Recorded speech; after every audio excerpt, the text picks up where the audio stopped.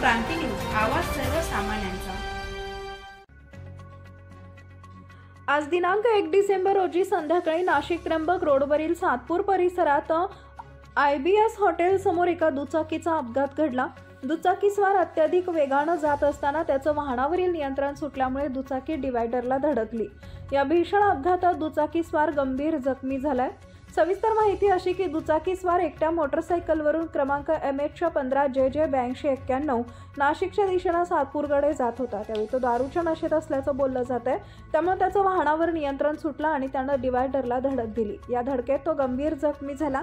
घटनास्थळी नागरिकांनी तात्काळ 108 अँब्युलन्स आणि पोलीस प्रशासनाला कॉल केला, मात्र अर्धा ते पाऊण तास उलटूनही मदतीसाठी पोलीस आणि अँब्युलन्स घटनास्थळी पोहोचले नाहीत।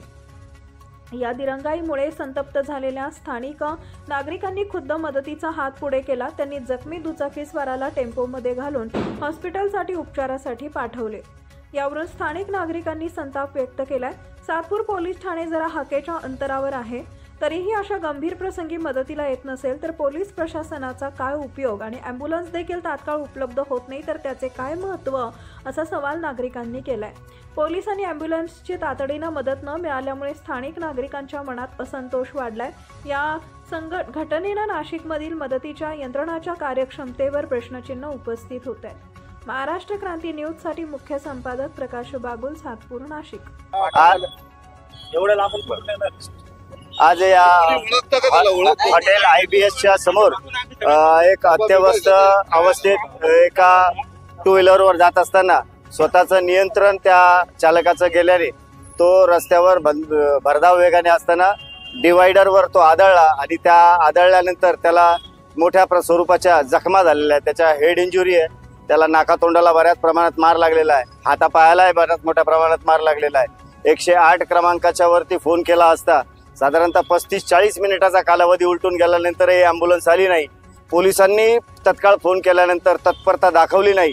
अशा पद्धतीने इथल्या जर आमच्या रस्त्यावरच्या होणाऱ्या अपघाताला स्वयंस्फूर्तीनं एवढ्या मोठ्या संख्येने लोक मदत करायला तयार होतात, परंतु शासनाची जी जबाबदारी आहे, प्रशासनाची जी जबाबदारी आहे, त्यामध्ये हायगाय होताना निश्चित दिसते। आणि याला आळा घालण्यासाठी जनतेने देखील आता या पद्धतीने आवाज उठवावा। या अत्यवस्थ झालेल्या पेशंटला एका शेवटी टेम्पोतून हॉस्पिटलाइज करण्यासाठी या संबंध इथे उपस्थित असलेल्या समुदायाने मदत केली। त्या सर्व कार्यकर्त्यांचा मनापासून आभार मानतो आणि या अशा पद्धतीच्या टाळाटाळ करणाऱ्या 108 क्रमांकाच्या ॲम्ब्युलन्स आणि सोबतच पोलीस प्रशासनालाही नम्र विनंती आहे की अशा पद्धतीचा कॉल आल्यानंतर जर त्यांनी यंत्रणा तत्पर राबवल्या तर त्या पेशंटचा जीव वाचवण्यास, त्याच्या कुटुंबियांचं मनोधैर्य वाढवण्यास या सगळ्या घटना कारणीभूत ठरतील।